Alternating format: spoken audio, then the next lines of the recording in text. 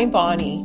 Welcome to Tarot with Bonnie and Peter, where we take the mystery out of the tarot and help you bring this ancient practice into everyday life. In this podcast, we'll talk about life, tarot, and everything in between. So grab your tarot deck, get comfortable, and start your journey to tarot with Bonnie and Peter.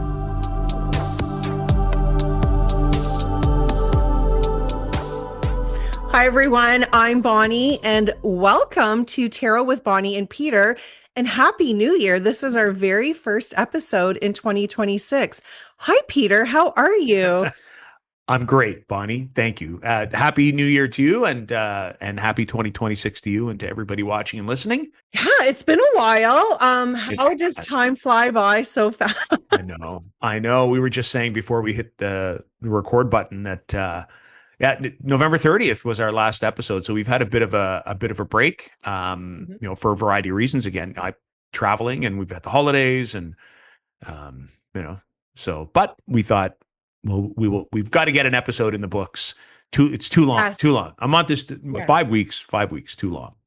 5 weeks too long. And I commend you, Peter, because you're still on vacation and you've carved out time to be with us today. So I'm grateful to see you because I haven't seen you in so long. And I'm happy to be back. It's nice to take a break, but it's always really great to come back. And what a wonderful episode to come back to. So as we record this, we're in the first week of January of 2026. So we thought this would be a really great opportunity to talk about the energy that we're coming into with this new year. So we sort of left a 9 year. So we left a hermit year in terms of the tarot, and in numerology, it was a 9 year. And now we're stepping into the year of the Wheel of Fortune, which is a 10 year, which also reduces down to a 1.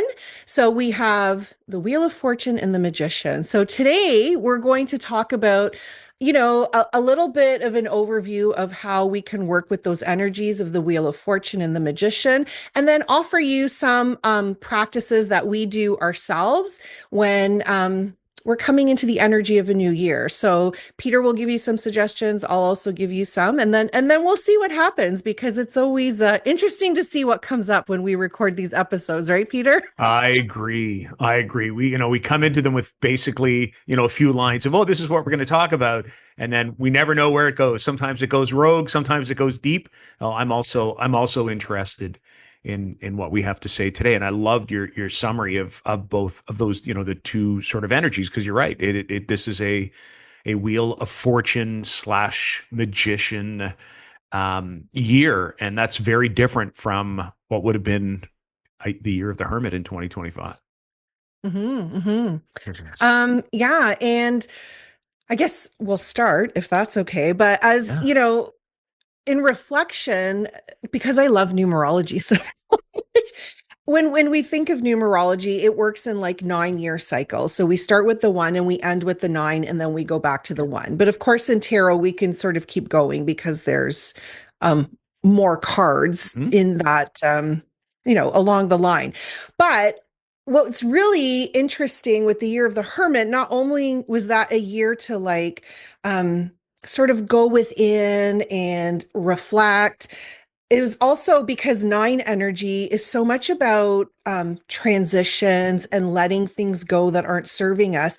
And that can be just from a 9 year or from a whole 9 year cycle. So for me, as I reflected back, it's like, what did I do in these last 9 years, right? It wasn't just reflecting on the year behind me, which was 2025.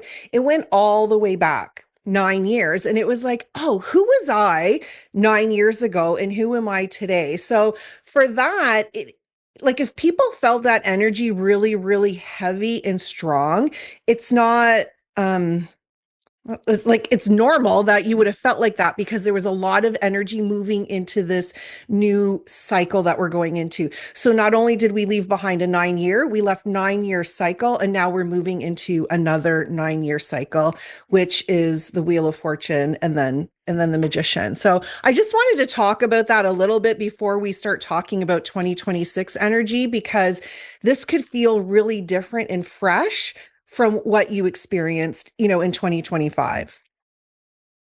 Wow. What do you think? Yeah, well, I mean, some of the words that kind of what resonated with me when you spoke were things like transition and cycle in particular, very much a Wheel of Fortune word.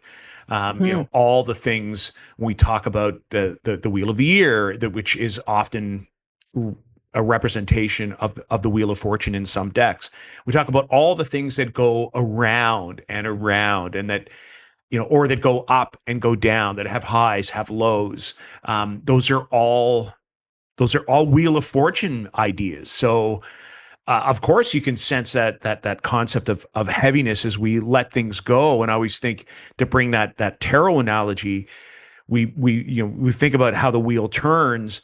And I'm almost picturing a water wheel that's sort of shedding the water, that's being driven forward by the water, but then it's also shedding water as it falls forward. It's like it's never staying still, Hmm. but it's always connected with something. It's always connected with water. Anyways, that's yeah, that I love that. That's and then you reminded me about the magician as well, because really it is a, I guess, a 10 1 year from both a numerological perspective, or I guess from a numerological perspective, it would be a 1 year, since there would be no Yeah. 10 Right, exactly. In strict numerology, it would go from the 9 back to the to the 1. one. Um, But think yeah. about But I mean, the with power tarot, there. we get to play more with Course. tarots. It's I always think of the big kind of tarot practitioners, and then I think about the origin of the tarot as a game. It's often intended to play, so of course, why not play with it? But to go back to a one, when you think about the idea of cycles and the concept of what goes around comes around, even the idea of being open to fate or to what the universe has in store for us, which is very much sort of a Wheel of Fortune energy. We think about the magician, then we think about, well, what can we do to make that stuff happen? Where do we draw ourselves inside? We draw the power of will, the power of power, the power of manifestation, and use the tools that we have available to us to set that wheel in motion. That's a nice combination between the magician and between the wheel. Yeah, yeah, absolutely. I love that. And when I think about the Wheel of Fortune, I think about, like, what is it that we want to focus on, right? Like, what is our desire ultimately? And that really comes back to the magician in terms of, like, yeah, manifestation, or what is your intention? Like, what is it that you want to bring into this reality? And then the wheel teaches us that it's good to have a desire, it's good to have intentions, but when we like try to manipulate that in a way, right? Like, we think that what we want has to look a certain way or be a certain way. So we try so hard to micromanage every detail to make sure that that thing happens. But the wheel teaches us, like, not to do that. It's like, stop holding the wheel because the wheel wants to spin. And it's like, have your intention, take action, but also let go of control so that the universe can bring it to you in a way that you never thought possible, right? So the magician tells us that we have the ability to create the life that we want and to put those desires out there and to take action with the tools that we have. But it's taking action, but also releasing the need for a certain outcome to happen. So it's this interesting combination of, like, still doing what it is that you want to do, knowing that you have the power, but also letting it happen in a way that could be even better than you could have imagined. So that's what I think about the wheel. It's like, it wants to turn for us, it wants to turn in our favor. But if we're like holding on and we kind of, it'd be like, remember The Price is Right, when they And like, that was the image that was coming to mind. right? It's like stopping it, right? Instead of letting it Hmm? stop where it wants to stop. So to me, that's what I think about in terms of Wheel of Fortune. I kind of associate certain um words with certain cards, and that's the card of control for me. So it's the, like, let go of, like, trying to control everything and let it happen as it As it should, should. right? It's interesting you mentioned that, and I always think, cards, because I think the meaning of cards often evolve as we continue to go through life and continue to work with the tarot. And I had a dear friend, as I think I'd mentioned here before, and had some surgery in the middle of last year. And of course, progress wasn't going the way I was expecting it to. It was kind of back and forth and back and forth. And she said to me, and there are words that have resonated with me ever since. She said, "Peter, progress is not linear." And I always think that sentence, that progress is not linear, to me almost is one of the phrases that connects so nicely to the Wheel of Fortune. Because the Wheel of Fortune, I always think, to me, the Wheel of Fortune as a card that corresponds to Jupiter is primarily a benefic card. So it's a card, because when we talk about fortune, we usually talk about things that go the way we want them to go. But we sometimes think that that's an instantaneous thing that happens. It's like a big bolt of lightning and poof, the thing that we want it to happen happens. And yet I think what's more familiar are a couple of things. Like one, as you said so well, we sometimes try and hang on to the wheel or direct the course of the wheel, and we don't help things move forward. And then sometimes we forget that the wheel goes both forward and backward depending on the perspective that you're looking at. So there is the concept of, 2 steps forward, 1 step back, or 3 steps forward, 3 steps back, 4 steps forward, 1 step back. That progress doesn't move in a linear fashion. And I really do think that the Wheel of Fortune is a beautiful card to underline that. And some things to think about as we go into a brand new calendar year, as we enter 2026. Yeah, absolutely. I'm going to get a that. t-shirt. Progress is not. And I mean, linear. I'd heard the concept before, but just the way she had worded it was very, very succinct. And, it really, when people say something, you're like, oh my goodness, that really resonated with me. Sometimes like, I'm going to write it down. This one I didn't have to write down at all. I'm going to remember it. You just remember. Remember it. But it's so true, because sometimes too, it's like whatever your desire is, if that's coming to you, it's also about divine timing. So maybe there are setbacks that are happening actually for us and not to us, right? So it's almost like, ooh, that pause needed to happen, or I wasn't ready to receive that thing when I thought I was ready, but now I'm ready, right? So again, it's kind of this like allowing the universe to make it happen.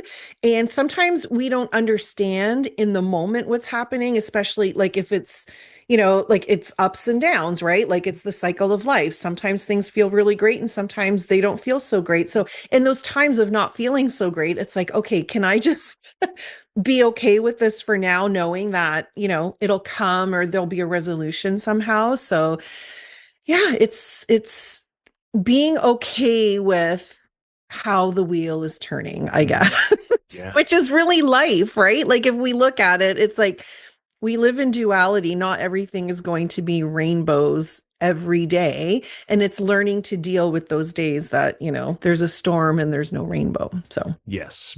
But it's also sometimes opportunities to look for those rainbows when everything feels like it's a storm too. And I think sometimes in the world we live in, we can be, I think of the concept of doom scrolling, for example, we can really get stuck in that idea of the lows of the wheel. And sometimes we have to force ourselves as well to recognize even the life and whether it's global affairs or politics or news or social life, the stuff that happens outside of our lives also has ups and downs. And sometimes we can get stuck either with a Pollyanna perspective, we can get stuck with those rose-colored glasses, or we can really get stuck in that doom scrolling. Oh my goodness, the world is going to hell in a handbasket. And we sometimes have to force ourselves to take a look at both ends of the wheel, or, the top and the bottom of the wheel, the high and the low of the cycle. Yeah, you're speaking my language.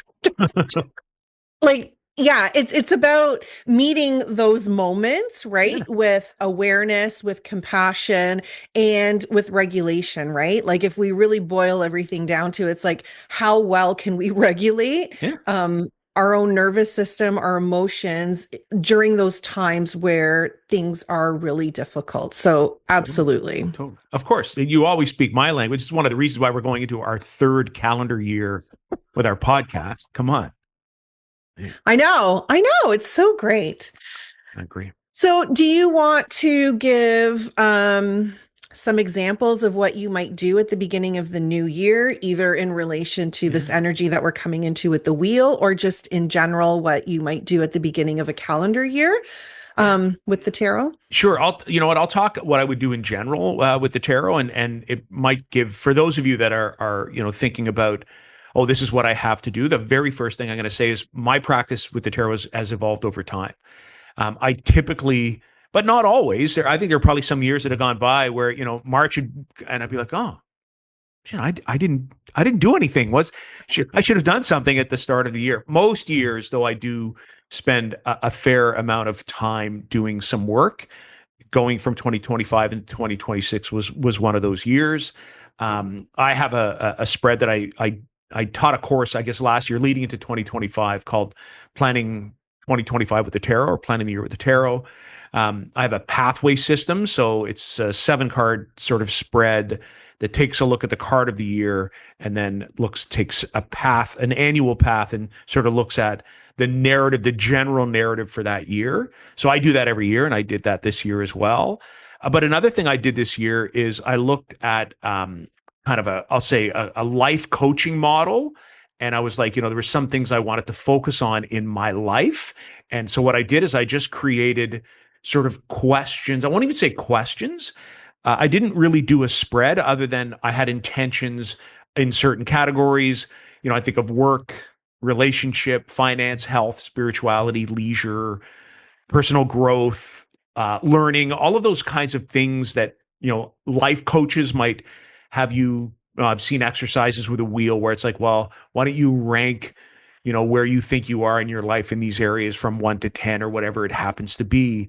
And then what I would do is I would draw a series of cards to give me guidance, just general guidance and insight in those areas. So I had a couple of areas that I wanted to focus on this year. So I sat down and said, okay, these are, I think I did 4 areas this year, and I drew anywhere from 2 to 4 cards in each area and sort of drew out what the tarot was telling me were going to be sort of those general areas of focus. So I think for this year, I did health, I did study or personal wellness, finance, and there was a 4th one that I can't remember, which is kind of shameful because I spent a fair amount of work in there. But the 3 that jumped to mind, because they're 3 sort of areas of focus for me for this year. I did that. Yeah. And there was but again, there was a time, and I remember sitting at the kitchen table when I was younger, and by younger, I mean a good 20, 25 years ago, with my mom, and doing a horoscope spread for the year. It kind of looked, I called it a horoscope spread, but it wasn't really. So it was 1 card for each month. So 1 card for January, 1 card for February, 1 card for March, and so forth and so on.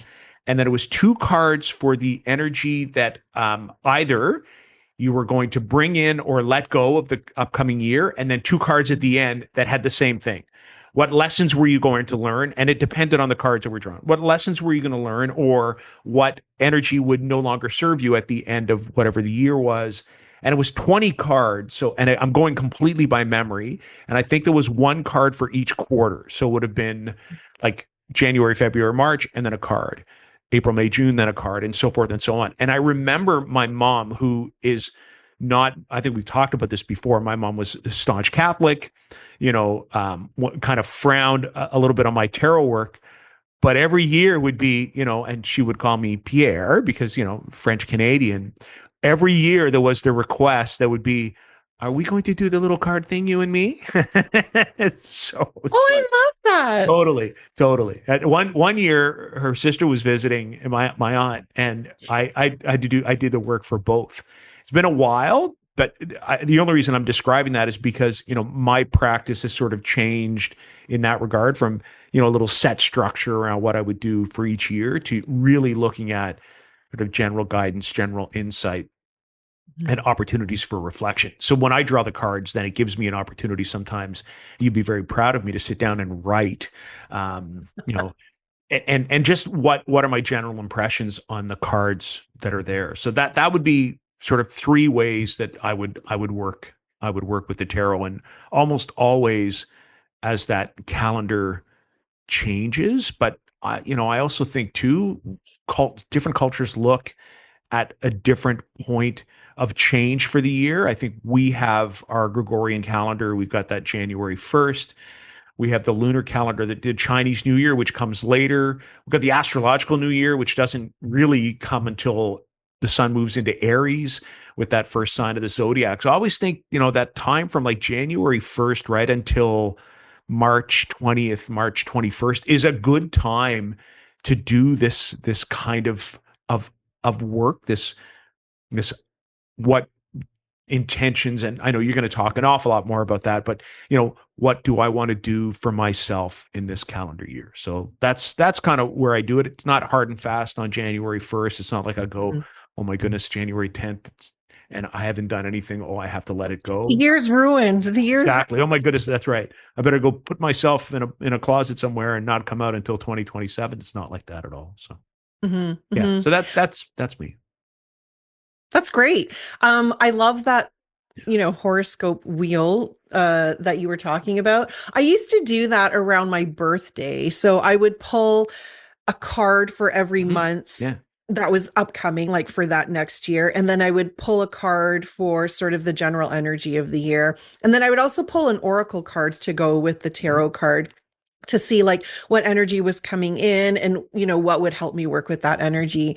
I didn't do that this year, and I think for myself personally, I guess why I didn't do that and why I didn't do, because I know a lot of people do that around this time of year as well. It's almost like if like it's almost like that predictive thing. It's like, oh, if I know that card, right? Like say I pulled the devil and it's coming in June or something, I have this like, oh, the devil's coming in June. Like, oh, this is going to be a good month and that's not going to be a good month. And I know that's not how we look at the cards. There's no good and there's no bad cards. But I think what I'm learning as I get older is that energies can change, right? So I think the closer that I do something to where I am presently is going to be much more effective than what I think might be coming in November, and then subconsciously thinking like, oh, I have no control over that because that's what's coming. Do you know what? I don't know. I could be totally going off here, but no, I think I get a sense it's that deterministic, because I think some people approach astrology and transits in the same way. It's like, oh, this is happening and it must be because, Pluto is conjunct, blah, blah, blah. And you're like, well, of course, that energy can certainly have an impact, but it isn't predictive to the point that it kind of drives your own actions. And we've said this before, our work with the tarot provides agency to the person who's doing the work, right? And it's giving you guidance, it's giving you insight. But in the end, you have to do the work. The devil coming in June, well, there may be a series of actions and steps that the universe wanted you to take, and there's signs that you missed, and the devil isn't coming in. You know what I mean? Like it. Yes. Exactly. So thanks, Peter. Yeah, don't think there's anything wrong with doing a wheel spread or anything like that. Yeah. I just think for me, it came and it went. And then when I reflected, I was like, oh, I didn't do that. And it's okay. Like it's whatever feels good for you in the moment. Yeah. Yeah. It's why my work is, again, like I said, more around guidance and insight, particularly around categories I'm already looking for guidance and insight in. So it's okay if I'm looking at my health picture for the next 12 months, what 2 or 3 or 4 cards have shown up, and then what does that tell me? Is there anything that surprises me? Is there anything that is is as expected? Are there any different pathways or opportunities that I want to take that that the cards have sort of pointed me towards, so I want to explore them? But the reality is my answer can be, yeah, no, you know what, I know what it's trying to say, and that's a path that I'm not going to go down. Like that's what I mean by agency. And it's the same thing with the card. But my mom liked the horoscope card, and that was or the horoscope. I used to call it the horoscope spread, but I think it probably was the year ahead spread of the horoscope.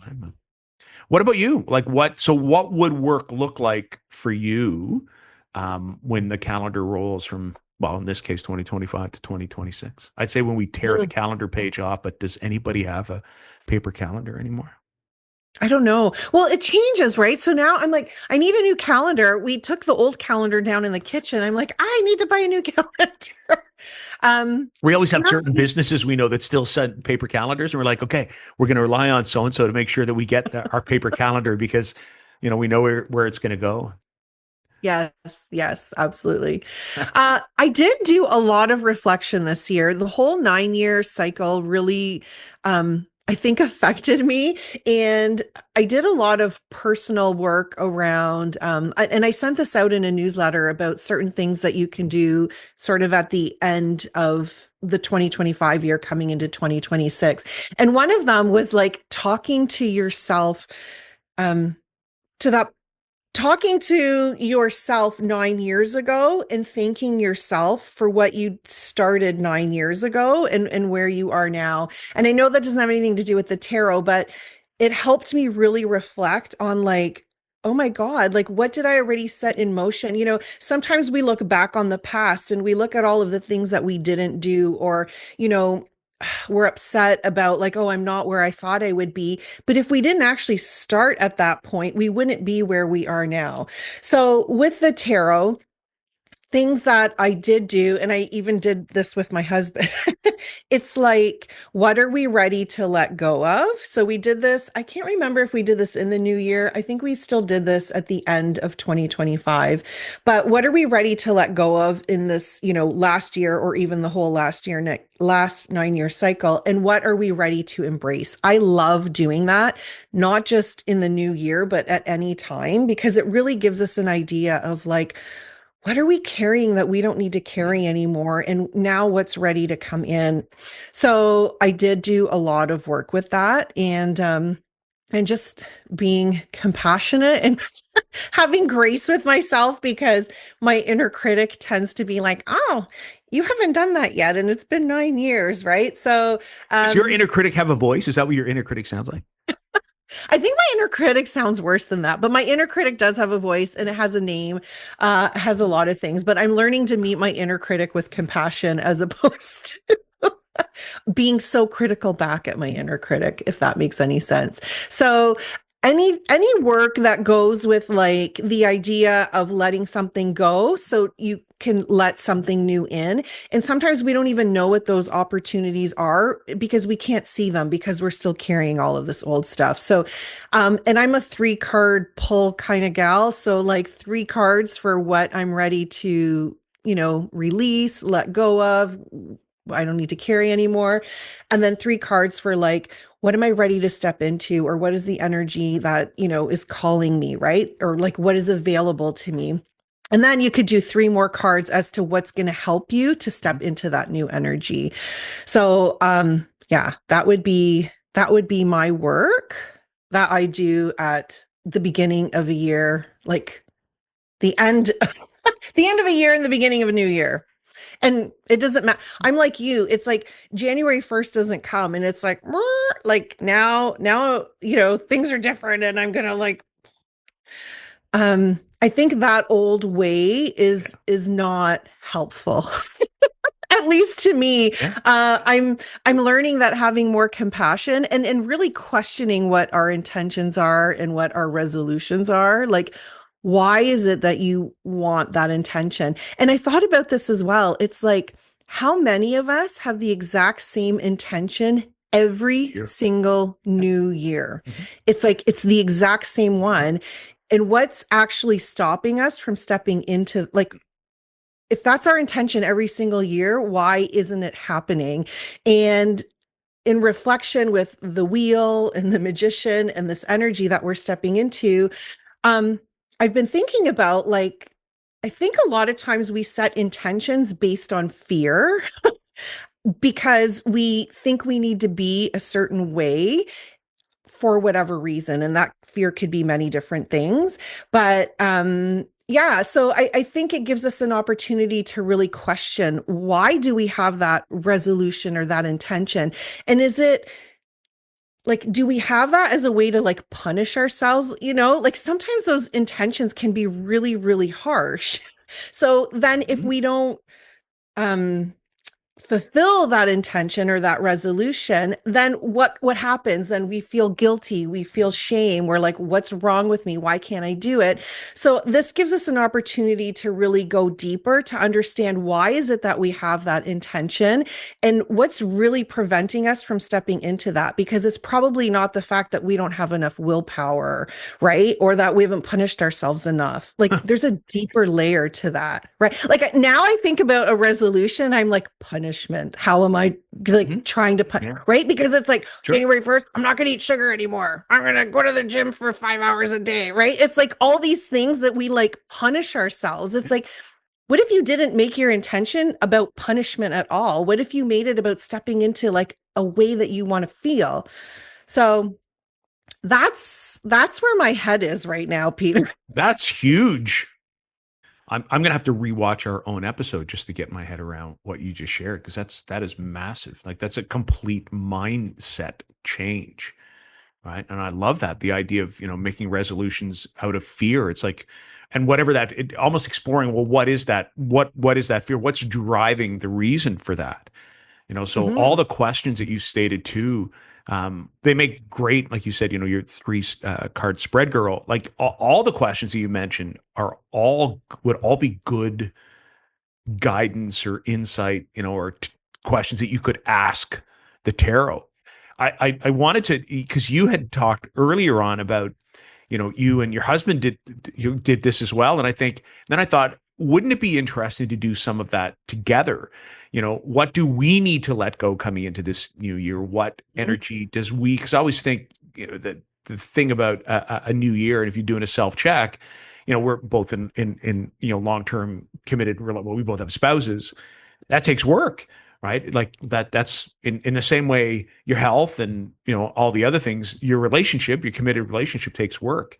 So those reflection questions that sort of start with, the tarot is a great place to do that as well. So I thought about the questions that you said, and I'm thinking, I wonder if that's something that my wife and I could also do from a reflection perspective.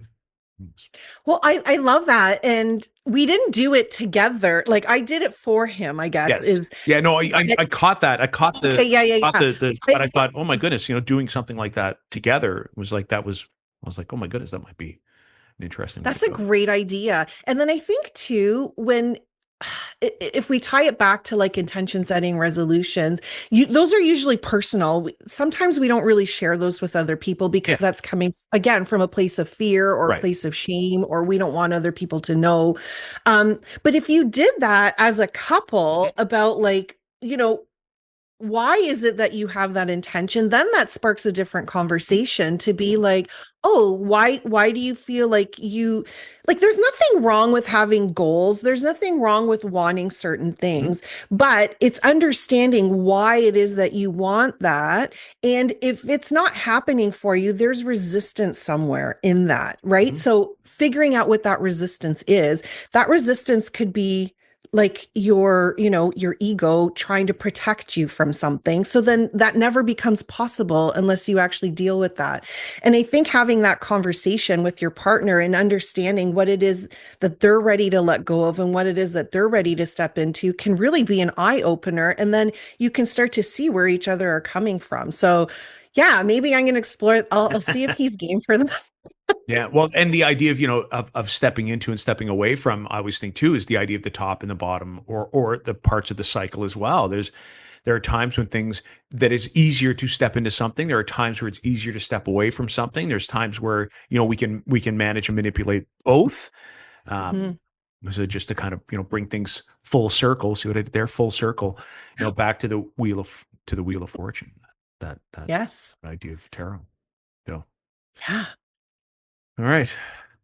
Speaking of tarot, should we do something with the tarot?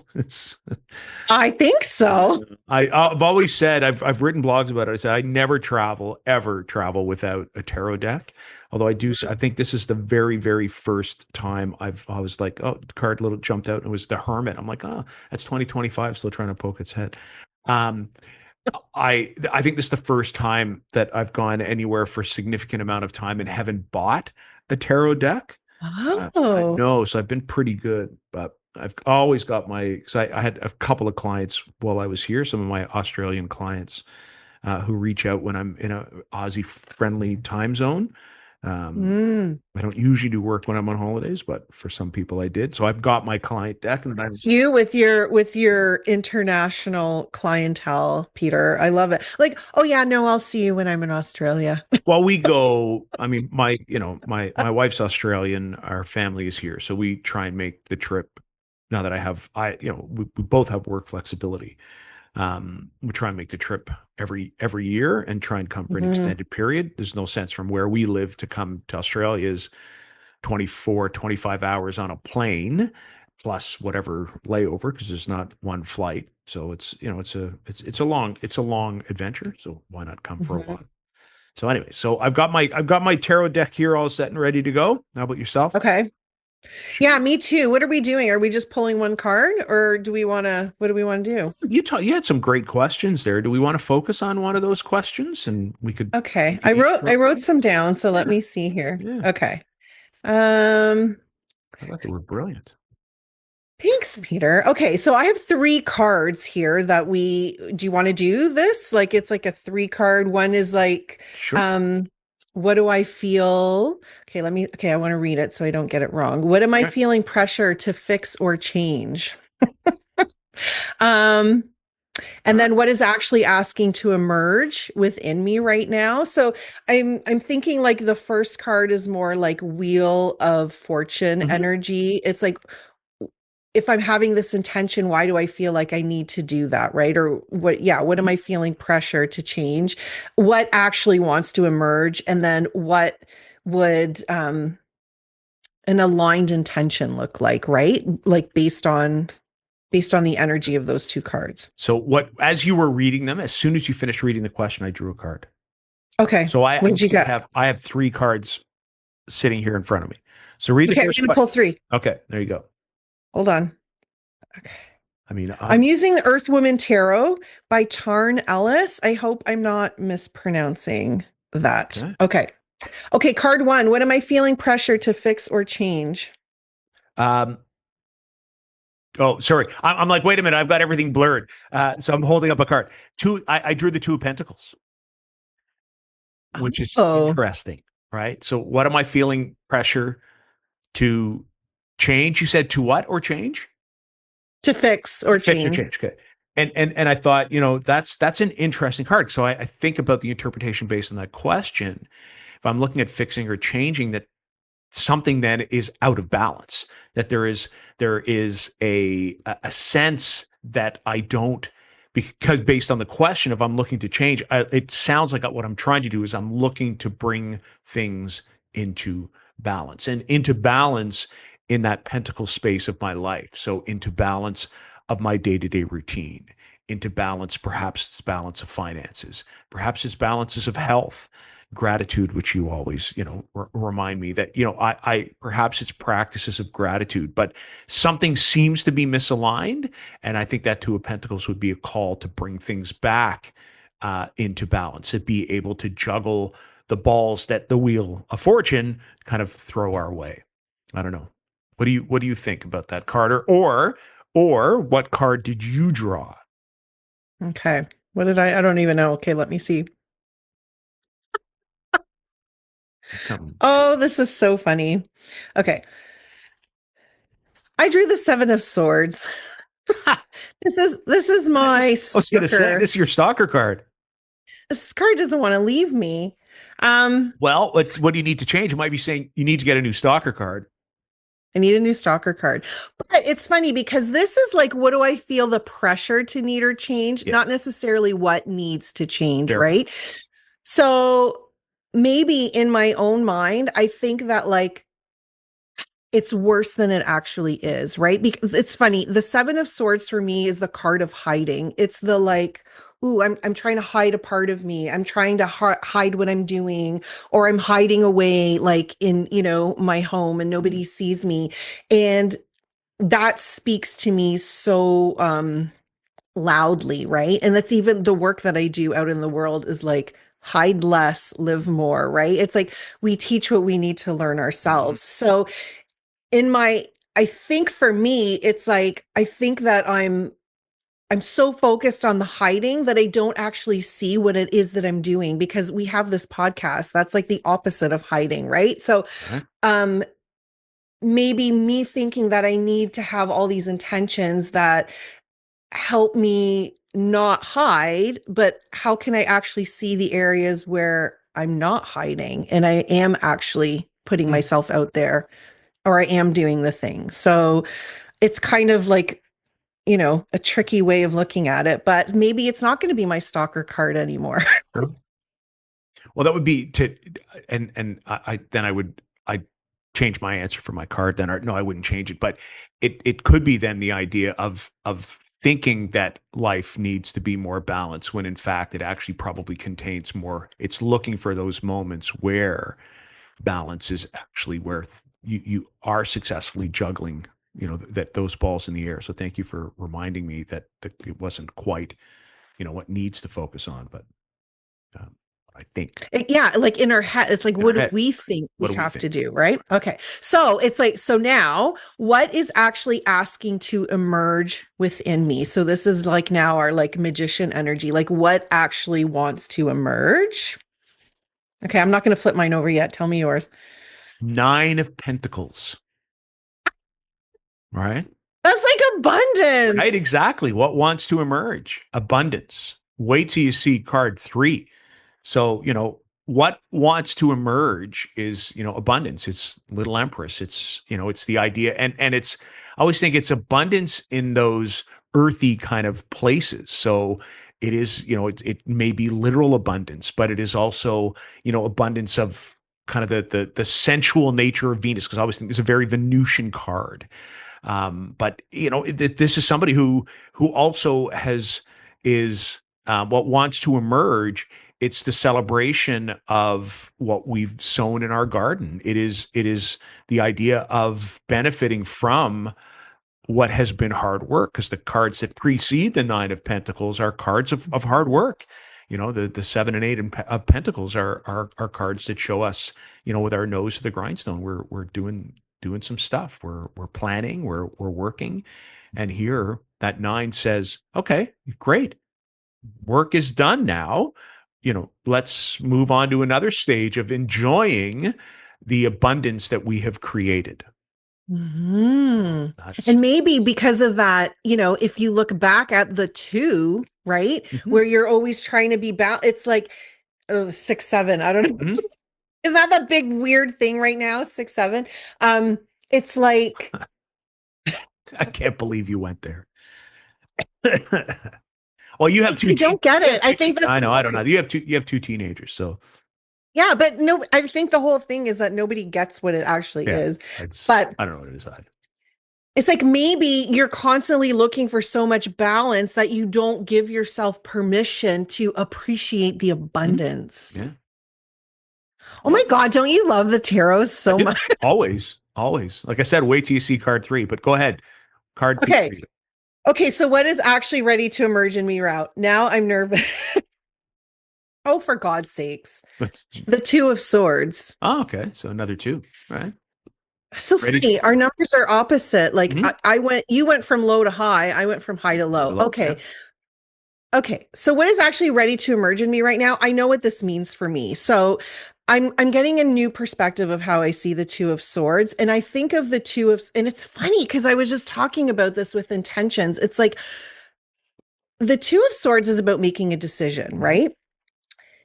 How do we make decisions? If you're making a decision out of fear, it's probably not the right decision, right? Like if we actually look at all the decisions we make, are you regulated when you're making that decision, or are you making the decision from fear? And that fear, right, is like our thoughts and those things that we tell ourselves. So I think what's ready to emerge for me is really being like what feels really good for me, and knowing that I can make a decision that's not based in fear. Like that's kind of like my superpower going forward is like I don't have to Right. And the fear of making the wrong decision too, right? Like that's part of the Two of Swords energy. It's like we don't know what to do because we don't want to make the wrong decision because, right? Like Mhm. then somehow that leads to something else. Like, oh, of course I made the wrong decision and now blah, blah, blah, right? So it's really being knowing that I can make decisions from a state of like regulation, not dysregulation. That sounds weird, but that actually excites me because I'm such a, in the past, it's been difficult for me to make decisions. And I know why, because I'm afraid to make the wrong decision. Mm. Yeah, that's Sense? it totally makes sense. Yeah, and it I that Two of Swords I always think is a beautiful card because it's one of the sword cards that actually I think it blends because again, card of balance, card of reciprocity, but it does blend that rationality and emotion as well. So it talks about the idea of because the swords are very much a rational suit, but that there's water in the tubes. I don't know if there is in your iteration, and then of Yep. course there's the heart as well, which is usually what the hands are covering when kind of the sword is crossed, and it really does have that blend of. And then I think sometimes in language, the best decisions that we make are decisions that we don't rush into blindly, right? We don't rush into blindly, but then instead we weigh out both the emotional side and the rational side and kind of move forward that way. That could also be what's being called to as well, is the idea of Hmm. not rushing. Like, yeah, absolutely. And I love the idea because the heart is crossed, right? Right. Usually.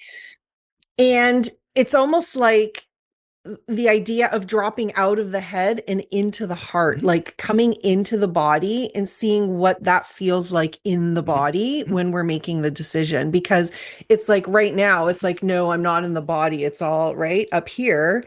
Um, but you need both, right? Like if you're just making decisions out of fear, it's Yeah. generally, not helpful. It not unless, of course, there is a threat, and Of then course. course, but that's not, we don't find ourselves in that situation. We're lucky. We're lucky. And I say that from a perspective of privilege, is that most of my decisions are not made with me being under threat. Now, I know that there are people who would live a life where, threat is much more prevalent, but I'm talking from the perspective of making decisions. So when it's fear, it's here, right? It's fear is usually something that I'm creating myself. So I love that when you talk about, first the head, then the heart. Well, let me figure out what's going on in my head, but really, I need both of those things to make that decision. Yeah. So Mhm. it's a card. It's a card that I didn't like at first, and I was kind of like ooh when it came up, and now it's like yeah, Two of Swords. I love that. Okay, I don't share My that. enthusiasm? No, I Yes, but I will endeavor to do that to that. since, it's asking. Okay. That's the energy that's ready to emerge. To emerge. Beautiful. Interesting. Hmm. I think, yeah, making decisions that aren't based in fear is what's ready to emerge To for me. emerge for Okay, what's your third card? So this is like what is like an aligned intention then, right?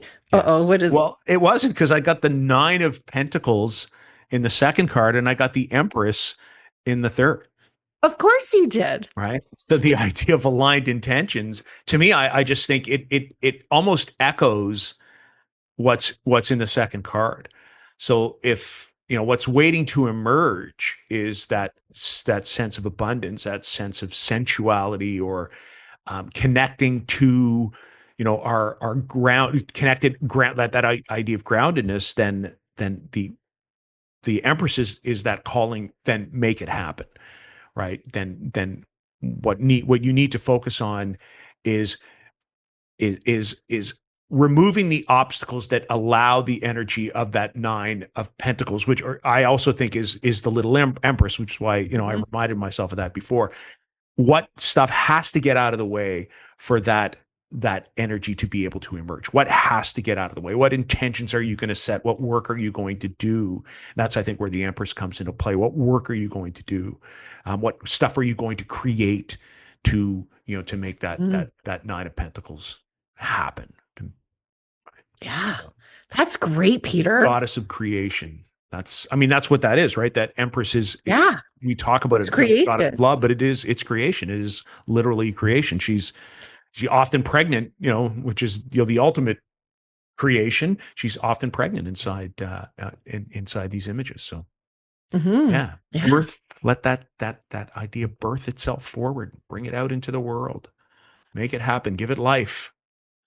Yes. That's what I think. Enjoy. And Yeah. it's like, it's rich, it's abundant, Mhm. it's like flowing, it's Mhm. all the things. It's such a, I love Empress energy. So I'm really excited for you that you got that card. Yeah, that's three decent cards as well, and all very grounded in their energy. Also, two pentacles, and I always see the Empress.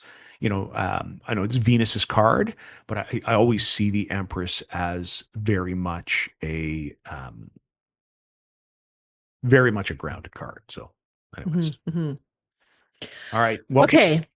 What is mine? I don't know. I haven't turned it over yet. all right. I'm not okay. I'm like, okay. Okay. Six of Yeah. Pentacles. Okay. So this is good. So Yeah. this is all work that I've been doing with myself.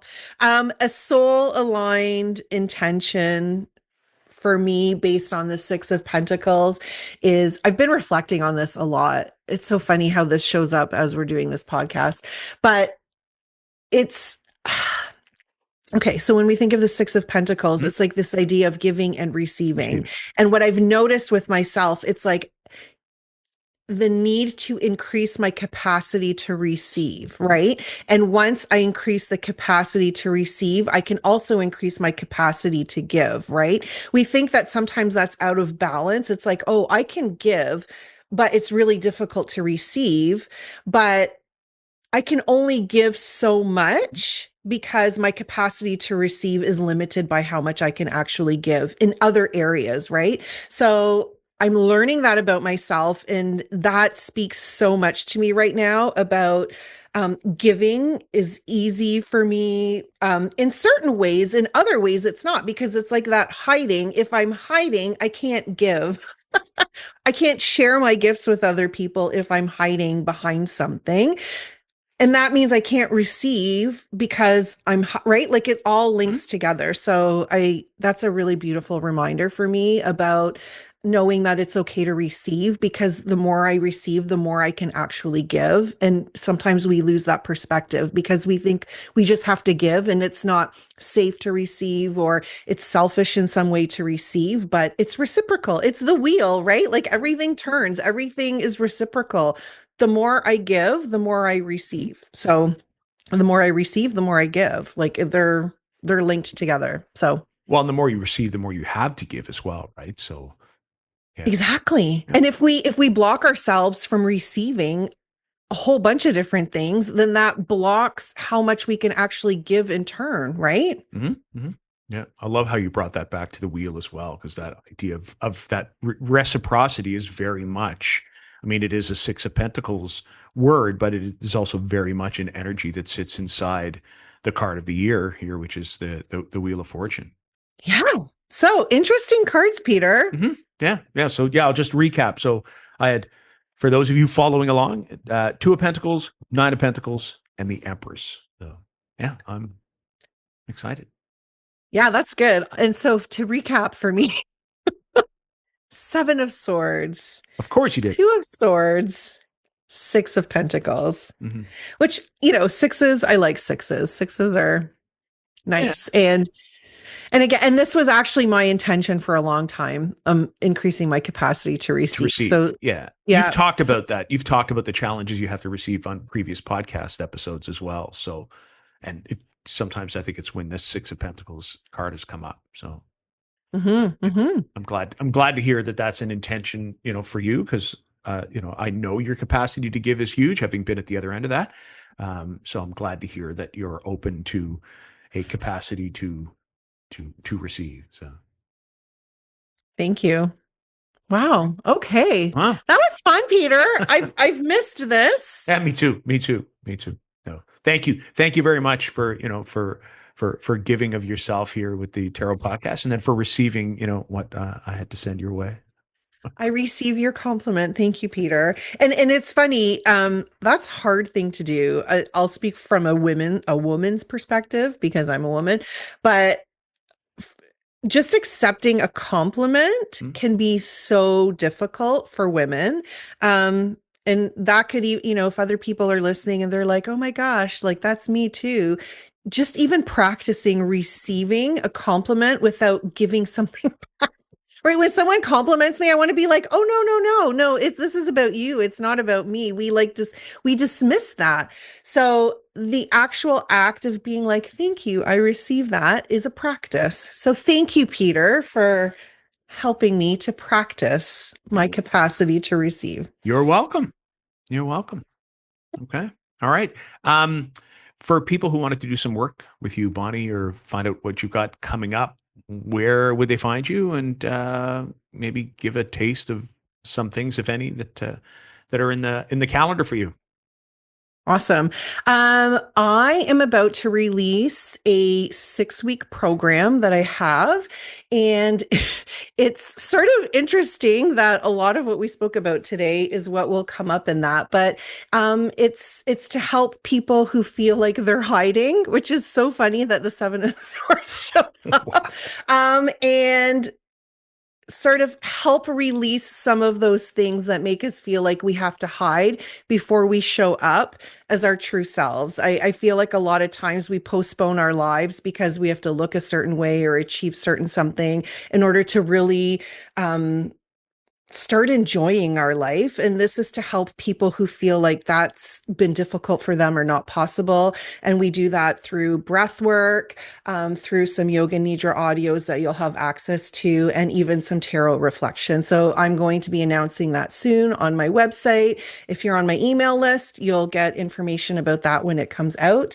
And if anybody's interested, I'm sure as well with Peter, but if you do want to see what energies you're ready to let go of from the previous year and what you're ready to step into and what your soul is actually calling you to do without you feeling like you need to come up with a resolution because it's coming from the mind and not necessarily from that energy of what you're ready to welcome in, then, go to our websites, book a reading, and we can definitely help you with that. So if you're interested in booking a reading with me, you can find me on our website, which is tarotwithbonnieandpeter.com. You can find out more about myself and Peter, or you can go to my website, which is breathewithbonnie.com. So there you have it. How about you, Peter?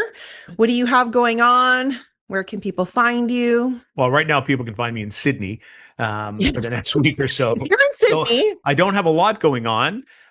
So, in that sort of annual reset mode that happens for me anyways, in that December, January window.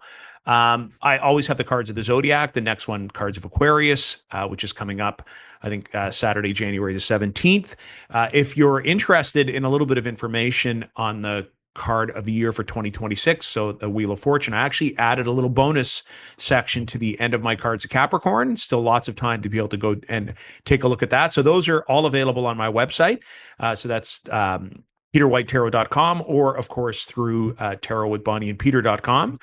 The other thing I just wanted to mention is we love hearing from you. And I do want to thank, we got a beautiful review on our website from someone who found our podcast.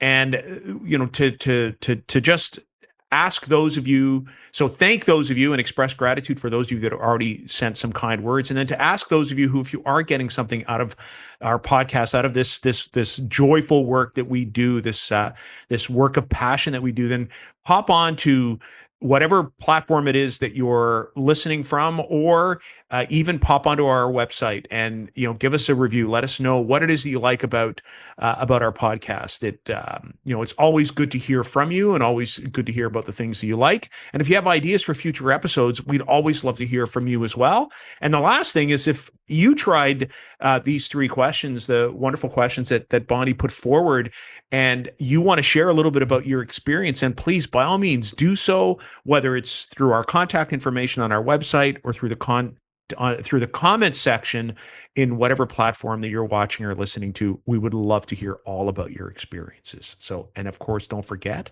to like, subscribe, share. This is how we get the word of the tarot world out there, we would very much appreciate that from you as well. So there you go. That's what I've got. That's what I've got going on.